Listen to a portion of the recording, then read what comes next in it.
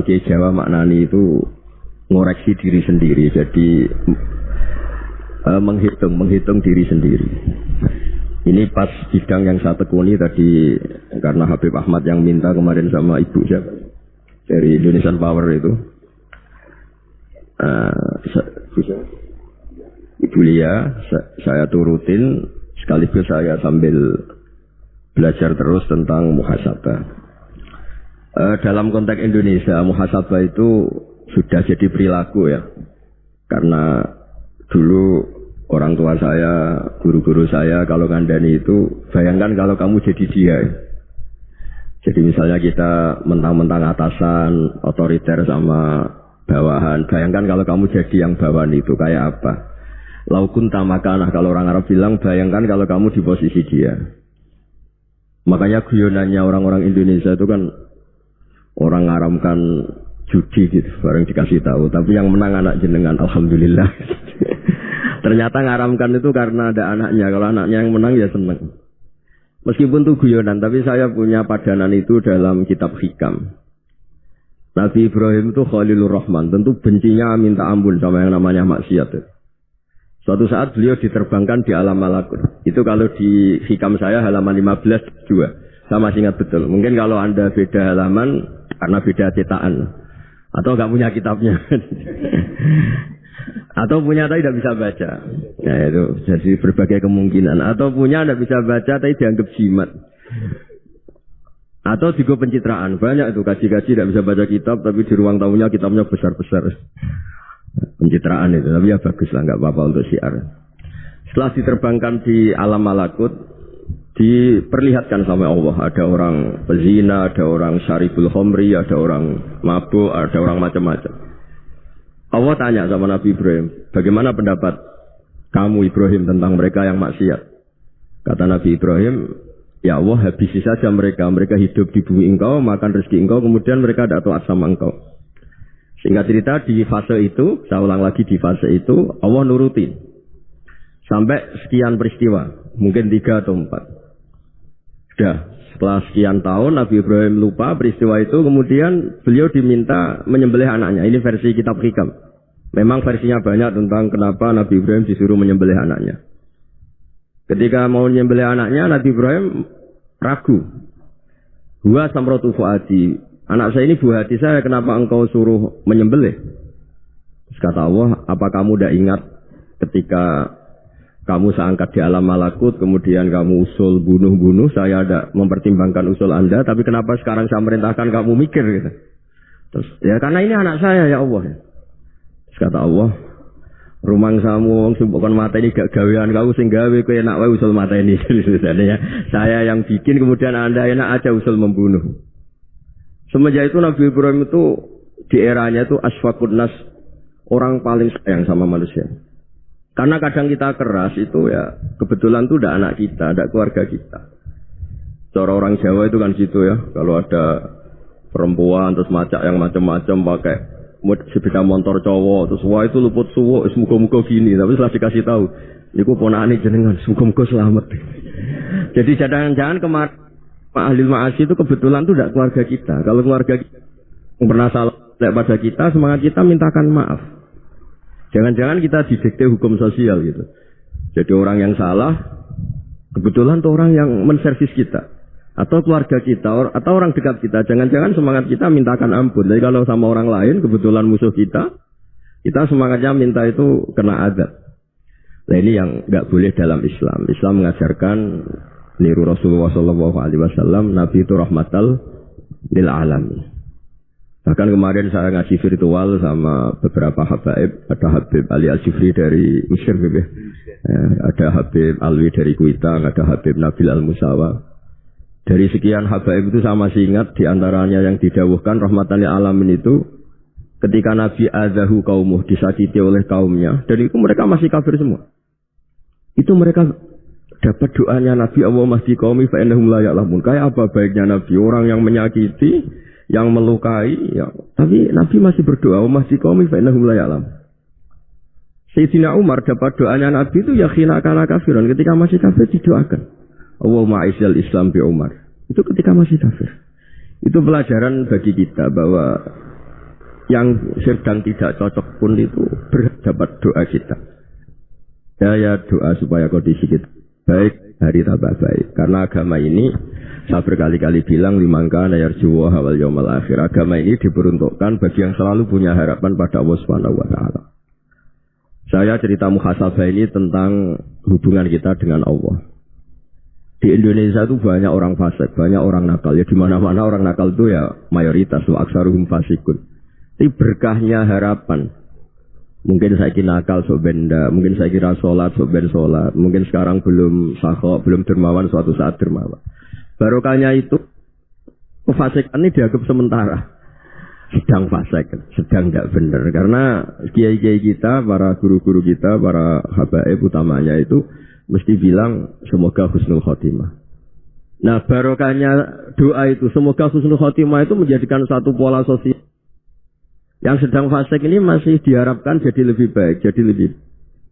Sehingga kita tidak ngambil sikap ekstrim, ya ingin menghabisi atau ingin mengadili, tidak. Karena selalu kita punya harapan. Dan agama ini limangkan yarjuwa wal yaumal akhir. Bayangkan itu kalau yang nakal itu anak kamu. Pasti kamu gak ingin kan langsung dapat azab, dapat apa. Padahal kita semua jadi tokoh ini abul kulli, bapak dari semuanya. Sehingga ketika Rasulullah SAW jalan-jalan kemudian melihat perempuan sedang menyalakan api. Kalau apinya mati ditiup, anaknya dijauhkan. Nanti kalau sudah jauh dari api, anaknya digendong lagi. Terus kata Rasulullah, matur ke semua sahabat, Ara'aitum anna hadhihi tarihatan waladaha 'alan nar. Apa kamu berpendapat bahwa perempuan ini akan melemparkan anaknya ke neraka? Tidak ya Rasulullah. Tidak akan seorang ibu melemparkan anaknya ke api. Terus kata Rasulullah, Allahu arhamu min hadhihi biwaladiha. Allah lebih rahman, lebih rahim dibanding orang tua ini kepada anaknya. Ini yang harus kita kenalkan terus, kita kampanyakan terus supaya orang hubungannya dengan Allah itu nyaman, asik. Sehingga dengan demikian selalu ada harapan bahwa yang sedang nakal ini suatu saat tobat. Kita tidak boleh menghukumi pasti begini, pasti gini, itu tidak wilayah kita. Itu juga yang dicontohkan Rasulullah SAW. Secara lahir Nabi itu nggak berkenan sama Wahsy, karena Wahsy itu salahnya salah fatal karena membunuh ahabban nasi ila Rasulillah, yaitu membunuh Sayyid Hamzah. Jadi ketika Wahsy tobat, Nabi itu terima tobatnya. Dan ketika beliau dengan basariyahnya agak siap ketemu Wahsy karena harus ingat Sayyid Hamzah, basariyahnya diturutin. Oke, kamu iman, saya turutin, tapi jangan sering ketemu saya. Karena kalau ketemu kamu, saya masih ingat sama paman saya, Sayyid Hamzah. Kita bisa ngelola seperti itu. Kita tidak cocok sama orang, bagaimanapun mereka umat Rasulullah SAW, kita tetap mencintai mereka. Misalnya kalau beda agama, mereka sama-sama orang Indonesia, kita mencintai mereka atas nama warga Indonesia. Tapi kalau misalnya potongannya ora cocok, beda kultur, bawaannya itu mangkel no cara Jawa, ya bisa diilmoni, jangan ketemu. Sudah tidak cocok, ingin ketemu nyari solusi. Roh ini tok seneng itu kan ya repot itu. Ya sudah kalau nggak mati cocok ya jangan sering ketemu. Dan itu kita bisa memanage seperti itu tuh bisa. Saya berkali-kali cerita tentang Imam Syafi'i. Kalau dikasih tahu ya Imam Abu Abdillah, panggilannya Imam Syafi'i, tetangga Anda ini ternyata banyak yang nggak senang Anda. Jawabnya beliau senang. Ya bagus kalau nggak senang saya, ndak utang saya katanya. Jadi gara-gara sampean seneng aku ngatur aku ini kan. Nah, mungkin sampean ra seneng kan ya enak. Jadi hidup itu dianggap happy. Kalau seneng ya teman silaturahim, kalau nggak seneng ya nggak bakal utang gitu kan. Baru kairan seneng itu nggak ganggu gitu. Jadi dulu itu orang bisa ngelola seneng tidak seneng itu bisa. Karena ada kearifan hubungan dengan Allah Subhanahu wa taala. Hidupnya selesai karena masyghul bi dzikrillah, mereka sibuk dengan Allah. Makanya kata ulama-ulama tasawuf, kamu jangan melihat manusia perilakunya, tapi kamu juga harus ingat yang gerakkan semua itu Allah Subhanahu wa taala. Dengan demikian kita faroh, kita senang. Makanya Nabi kalau ngutus Anas bin Malik kemudian enggak kesampaian yang diinginkan karena Anas main. Ketika garwa-garwane Nabi agak tersinggung, Nabi andai kana mau menghendaki yang saya inginkan kesampaian, pasti itu kesampaian. Jadi dianggap kegagalan Anas gak manggil yang dituju Nabi itu ya kersane Allah ya enteng saja. Sayyidina Ali lebih parah lagi yang dialamin. Itu dalam beliau kalau dipanggil itu gak cepet-cepet ke sana. Ketika ditanya, kenapa kamu tak panggil gak cepet ke saya? Amin tuh ukubatak. Karena aku tahu kau orang baik. Orang baik itu pemaaf. Jadi makanya orang-orang soleh dulu itu bodoh itu. Makanya sekarang kalau ada orang bodoh itu mesti beda orang soleh. Kalau orang-orang soleh itu kakian khusnudzon akhirnya sering dibodohin. Abdullah bin Umar itu masyhur itu. Kalau ada budaknya sering sholat, sergap sholat itu dimerdekakan. Akhirnya enggak sholat pun pura-pura sholat. Akhirnya juga dimerdekakan. Ketika ditanya, kenapa engkau merdekakan? Padahal mereka sholatnya menipu engkau, kata pembisik-pembisik itu. Man khoda'ana lillah in khoda'na lah. Dia nipu atas nama Allah, berarti saat tertipu juga atas nama Allah. Gak masalah dong, semuanya demi Allah Subhanahu wa ta'ala. Jadi ketika kita mensifati Allah Ta'ala itu ghafir, Allah pemaaf. Jangan kamu gak fair untuk diri kamu nyifati Allah ghafir, pada orang lain Allah kamu sifati sadidul iqab. Jadi Allah kamu atur, kayak MC tadi ngatur saya. Jadi Allah itu apa? Kalau pada saya ghafir, kalau pada musuh saya sadidul iqam. Itu tidak fair.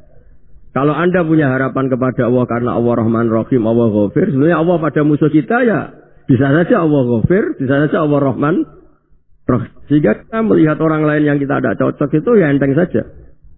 Itu min ummati Rasulillah sing tanaluhu syafa'atu, tanaluhu sa'atu rahmati, tanaluhu fair. Jangan dengan kita kayak mesti dapat rahmat, jangan orang lain kayak Allah pasti sadidul iqam, itu tidak boleh. Sehingga ketika ada orang Badui, singkat cerita orang Badui ini kencing di masjid, semua sahabat membentak dia. Yang enggak bentak hanya Nabi tok. Saking mangkalnya orang ini karena semua sahabat bentak kecuali Nabi. Setelah dibenari Nabi, terus Nabi nyuruh sabbu ali dhanuban min ma'in. Setelah disucikan masjid itu, dia berdoa keras sekali. Allahumma arhamni wa Muhammadan wa la tarham ma'ana ahadan. Ya Allah, yang berhak dapat rahmatmu hanya saya dan Nabi Muhammad, yang lainnya jangan. Karena yang lainnya tuh jengkelin, gitu aja saya salah dimarah-marahin gitu. Jadi kalau kamu doa terbatas ya kayak orang Bedui ini, kayak orang Arabi. Apa kata Nabi? Laqad tahajjarta wasi'an. Allah yang rahmatnya luas menjadi kamu sempitkan. Karena kamu mau atur Allah hanya Rahman pada Indonesian Power, pada NU, pada kita, yang orang lain nggak perlu dapat. Itu kan kasihan Islam, karena Islam terus nggak dimiliki semua orang. Allah tidak dimiliki semua orang, Rasulullah tidak dimiliki semua orang karena dipek NU, dipek ormas tertentu, dipek nggak boleh seperti itu, nggak boleh takhasyar tawasian kata Nabi, tidak boleh mempersempit zat yang rahmatnya itu luas. Ini semoga etika ini kita pakai di Indonesia. Yang sedang fase kita harapkan lebih baik, yang sedang nggak dapat hidayah kita doakan dapat apa hidayah.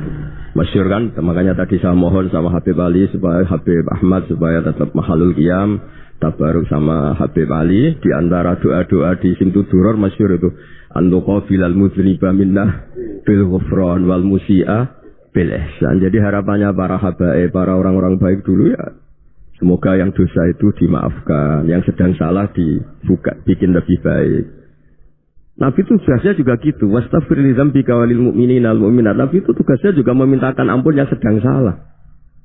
Nah, ini cobalah jadi etika kita, muhasabah kita. Jadi muhasabah itu cara berpikir kita set, kita pikir ulang. Ternyata semangatnya seorang nabi itu wastaghfir li dzambika walil mu'minina. Semangatnya itu memintakan ampun. Orang ahli tafsir tahu semua kalau Nabi itu tidak mungkin dosa. Jadi itu khitabun Nabi wa urida bihi ummatu, itu khitab Nabi, tapi yang dimaksud itu umatnya, karena Nabi tidak akan mengalami dzambun, tidak akan mengalami dosa. Sekarang enggak, kadang-kadang kita ini kalau orang lain salah itu semangat. Kalau di perusahaan ada teman salah, apalagi pimpinan salah itu seneng. Barokahnya salah bisa ganti kan gitu. Ya, jadi kalau mungkin di dunia tokoh juga gitu, barokahnya ada tokoh salah, kita yang jadi populer sendiri, tidak boleh seperti itu. Kita harus salimus sodri di jami'il muslimin. Jadi ini harus dilatih. Saya tadi matur sama Habib Ahmad, latihan kita jadi hidup. Nabi itu kalau resep jadi wali itu kata Nabi gampang. Kata Nabi, kalau kamu ingin disenangin Allah, ya sudah. Kalau kamu asbahta, amseta, gini-gini, perasaan kamu, kata Nabi, jangan punya perasaan ghil sama orang muslimin. Itu sudah wadzalika min sunnati. Makanya Nabi ngendikan la yablughni ahadun an ahadin syai'an. Ada yang baca la yuballighni ahadun an ahadin syai'an. Seseorang jangan melaporkan ke saya tentang salahnya yang lain. Fa inni akhruju ilaikum wa ana salimus sadri. Karena saya ingin ketemu sampean semua dalam keadaan salimus sadri, tidak punya perasaan apa-apa. Karena kalau nurutin pembisik, nurutin informasi itu ya repot, karena orang pasti sepihak. Ada kiai yang top, datang ke kampung-kampung ning desa-desa. Kata yang seneng itu punya akhlak, Wah itu bagus orang besar datang ke kampung-kampung. Katanya nggak seneng. Oh itu jobnya kayak kecil kok diambil, itu kan ya kasihan itu kan sudut pandang. Makanya saya sering bilang akal kita ini cukup untuk mentasdik Rasulullah Shallallahu Alaihi Wasallam. Meskipun perasaan kita kadang orang Jawa itu beda. Saya berkali-kali bilang sama peneliti dari Jogja, kenapa sih Gus para nabi itu kok poligami istrinya banyak? Nabi Dawud katanya itu berapa? Nabi Sulaiman malah jumlahnya agak terbatas ini. Nabi Muhammad itu paling sedikit. Saya tanya gini, perempuan itu orang lemah. Jadi kalau nolong orang satu gimana baik? Kalau nolong orang dua ya lebih baik. Ya sudah kira-kira seperti itu. Paling tidak akal kita masih tahu kalau orang baik itu kan mesti baik. Nolong orang satu baik, nolong orang dua ya lebih baik, nolong orang tiga lebih baik. Tapi kalau kamu orang nggak baik, satu saja kamu terlantarin, kamu miskinkan, kamu ya tinggal diukur kan. Kalau orang baik nambah baik. Tapi kalau orang buruk tambah buruk. Nah itu akal. Akal kita bisa menganalisis kenapa sih nikah itu ada yang poligami, ada yang enggak. Itu sudah ukur saja diri kamu. Misalnya kayak saya elek keriting, rabi terus. Mau perbanyak wong elek. Orang perilaku netok raine dadi elek kabeh. Tapi nak kowe ku ganteng, alim, ganteng, sugih. Anake ganteng-ganteng, berhubung kowe saleh ahli swarga kabeh. Mertua yo bangga karena karya kamu meyakinkan. Ini mertua kamu aja enggak bangga mau nambah. Ipar enggak bangga, mertua enggak bangga, desa kamu yang kamu wayai juga gak beda dengan Nabi ketika nikah Juwairiyah itu nggak ada pernikahan sebarukan Nabi dengan Juwairiyah itu asharu Rasulillah. Di situ habis perang banyak tawanan gara-gara jadi besanya Nabi langsung dibebaskan semua karena asharu Rasulillah. Sekarang besanya Kanjeng Nabi. Dulu Abu Sufyan mangkalnya bukan main sama Nabi gara-gara putrinya dinikah terus langsung jadi. Kalau kamu kan enggak nikah satu nikah lagi satu kampung musuh kamu karena istri pertama yang cemburu, yang kedua agak bangga. Oh itu selesai itu di dunia wal akhirah. Maksud saya, nganalisis Islam itu harus pakai akal. Dan akal yang dipakai, ini saya bawa ke kitab Ihya adalah pikiran-pikiran para ulama. Makanya ketika Imam Ghazali ketika ditanya, "Fakaifa bi muslimin fasikin?" Asawaha fi jami'i amri. Kalau kalian ketemu orang fasik, orang Islam tapi fasik, perilakunya enggak ada yang benar. Kata Imam Ghazali jawabnya lucu, aneh. Ma min muslimin illa wa islamuhu ta'ah. Enggak ada orang Islam kecuali dia mau Islam, membenarkan Allah dan Rasul itu sudah taatnya dia. Kok kamu enggak bisa melihat taatnya dia? Dia pikirannya kan ini pemabuk, ini tukang apa. Tapi kata Imam Ghazali, sebenarnya kamu masih bisa berpikir positif. Ma min muslimin illa wa islamuhu ta'ah. Tidak ada seseorang Islam ketika dia milih Islam itu pasti ada taatnya, yaitu tasdik pada Allah dan tasdik kepada Rasulullah Shallallahu Alaihi Wasallam. Jadi dengan pola seperti itu, maka di antara guru-guru kita yang modern ya di era Mbah Maimun, di sini ada Habib Ahmad, Habib Salim, syair yang sering dibaca beliau adalah ada orang munajat sama Allah, ini cerita munajat. Itu orang itu ngendikan gini, ana musnibun, ana mukhtiun, ana asi, huwa rahimun, huwa ghafirun, huwa afi. Ya Allah, saya mukhti, saya orang yang salah. Ana musnib, saya orang yang dosa. Ana asin, saya sering maksiat. Tapi engkau ya Allah, engkau ghafir, pemaaf. Engkau rahim, maha pengasih. Engkau afin, yang mudah memaafkan. Kata orang ini, ya agak kurang ajar, tapi saking senengnya sama Allah. Qobal tuhunna salasatan bisalasati. Ya gini saja ya Allah, sifat engkau diadu dengan sifat saya. Engkau Tuhan, Gusti, enggak boleh kalah katanya. Terus wasatah liban ausofu ausofi, dan engkau pasti pemenangnya. Gitu. Jadi ada orang rayu Allah dengan cara seperti itu ya ada. Ya. Saya ini manusia, salah saya banyak. Engkau ampunannya banyak. Engkau Tuhan, Gusti, enggak boleh ampunan Anda, ampunan engkau kalah dengan salah saya. Enggak boleh Tuhan kok kalah. Jadi untuk supaya orang punya harapan gitu. Banyak juga wali-wali yang jazab ketika datang ke makam Rasulullah SAW. Itu kalau dongo ya agak kacau sebenarnya, cara syariat agak kacau. Ya Allah, engkau punya dua pilihan. Jika engkau menjadikan saya soleh, surah habibu, yang senang kekasihmu, yaitu Rasulullah SAW. Tapi jika engkau menjadikan saya fasik, surah adubu, yang senang itu setan. Monggo jenengan mau menyenangkan kekasih jenengan, mau menyenangkan musuh jenengan, monggo. Jenengan bebas kok memilih. Mestinya Allah ya senang menyenangkan kekasihnya.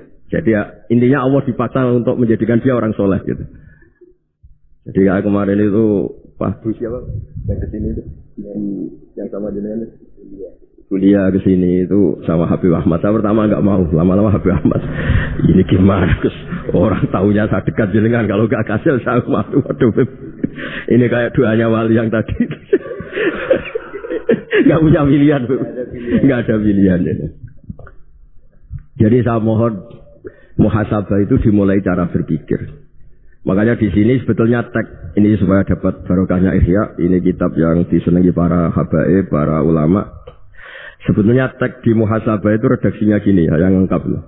Hasibu anfusakum qabla an tuhasabu wa zinuha qabla an tuzanu wa tahayya'u lil ardil akbar. Jadi ada kata wazinu, jadi ukur. Perilaku Anda ini diukur, ditakar.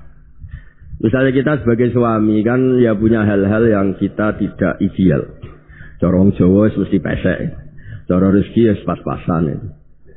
Dan kita juga kalau makanya agak boleh tanya istri begini, apa saat cinta pertama Anda? Pasti Anda kecewa. Orang jadi istri hanya korban terakhir gitu.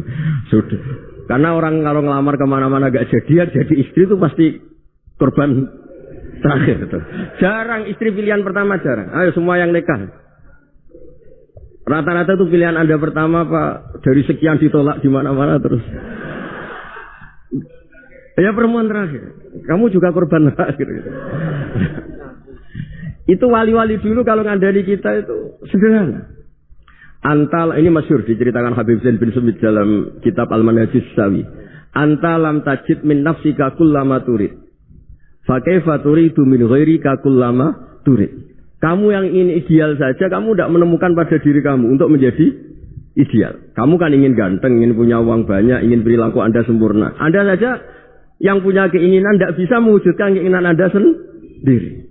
Fakaifa turidu min ghairika ma turid. Jadi anta lam tajid min nafsika kullama turid. Fakaifa turidu min ghairika kullama turid. Kamu yang punya keinginan saja. Misalnya saya ingin punya uang banyak, perilaku saya selalu benar, gak pernah salah.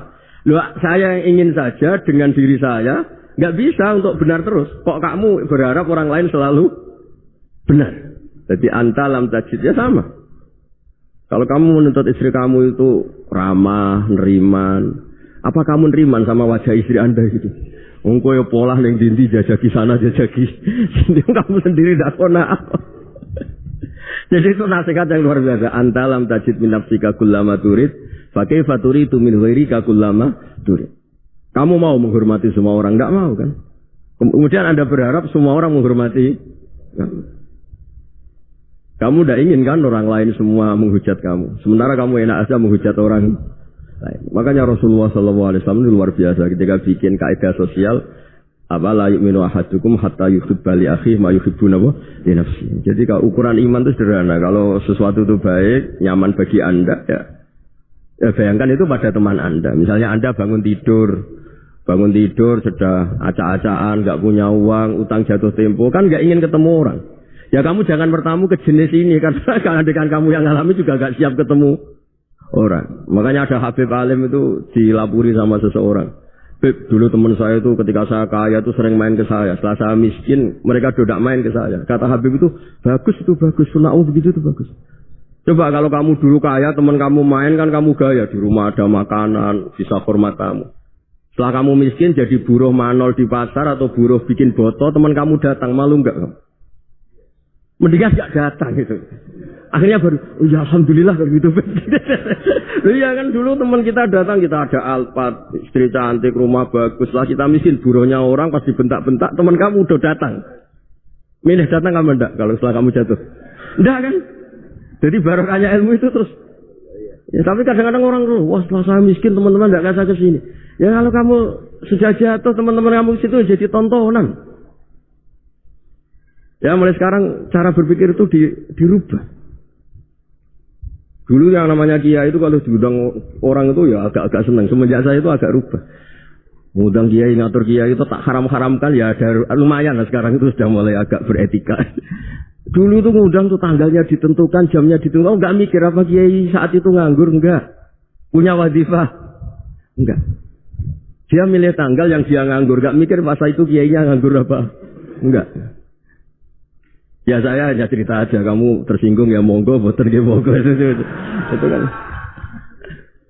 Jadi saya mohonlah supaya tadi saya juga matur ke Habib Ahmad. Jadi untuk orang merasa ikut sunnah Rasul itu gampang sekali kata Syekh Muhammad. Dulu Nabi berpakaian ala daerahnya. Kalau mikot ya pakai mikotu baladi. Karena Nabi orang Madinah dan beliau berdomisili di Madinah, ya misalnya mikotnya dari Bir Ali misalnya. Jadi kalau Anda orang kawasan Tanim mau umrah ya dari Tanim. Misalnya kawasan Girona ya dari Girona. Artinya apa? Kamu ngambil mikot karena Nabi mikot misalnya dari Bir Ali, bukan berarti kamu harus seperti Nabi di Bir Ali, kamu orang Mekah, misalnya kamu orang Tanim, orang ya harus dari mikot itu apa? Baladi. Sama, makanya di fikih-fikih itu kalau tahnik anak, Nabi orang Arab, halawiyatnya kurma ya kurma. Kalau orang Jawa degan, semua podo-podo. Ya, podo-podo manis.